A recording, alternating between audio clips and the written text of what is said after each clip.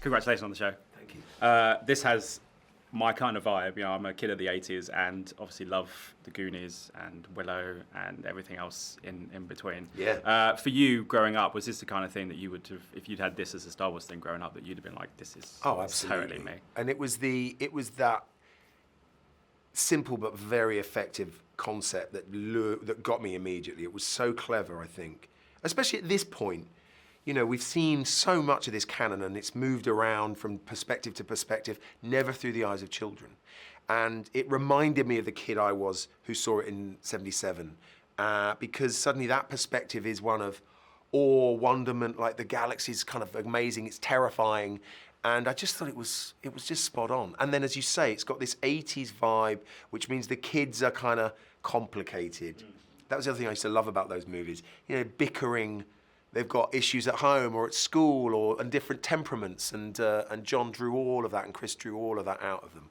Do you remember when you first saw what cinema it was? Do you remember your first experience of seeing Star Wars? It's no longer there. It was in Lewisham where I grew up. Okay. One of those big, drafty barns of a cinema. You don't want them. Freezing cold, but you know, huge screen. I mean, I look back and I'm so lucky to have seen all my films sort of in that way.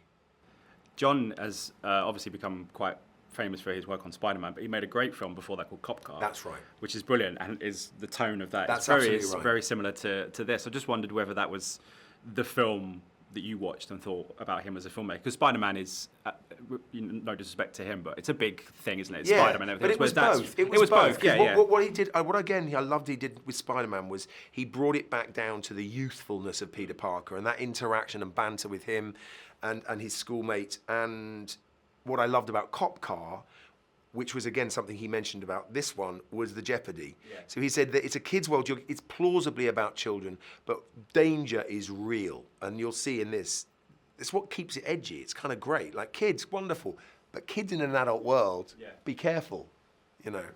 What was it like working with these kids? Because I know you've worked with kids before, and yeah, there's lots of talk of people saying, oh, I never worked with kids. But actually, people like this, it's just, they just seem so infectious, their energy as well. Yeah, and they're really good actors.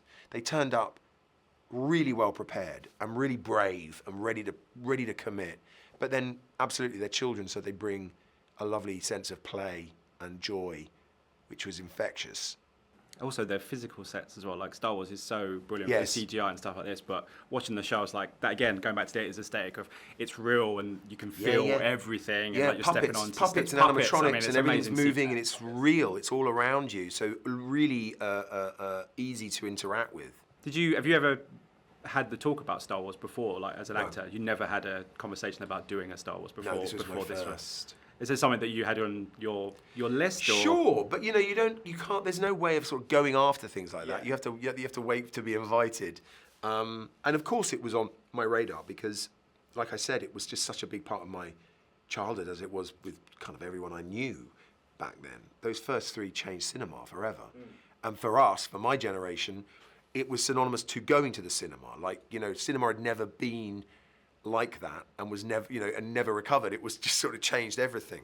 So obviously it was on my, it was very close to my heart, but I had to wait till I was invited. Yeah, just finally, obviously there's so much TV out there now that people consume. There's just so much content, and obviously this has the Star Wars premature, but for you as an actor, what have you been saying to people in terms of like the elevator pitch? Just like, because people obviously want to take their time to sit and watch it. If people have asked you what it's about, have Goonies you said, in Star Wars. That's the Goonies in space. that's probably one of the best pitches I've ever heard. But it's really good. I think that's what Jon said to Favreau.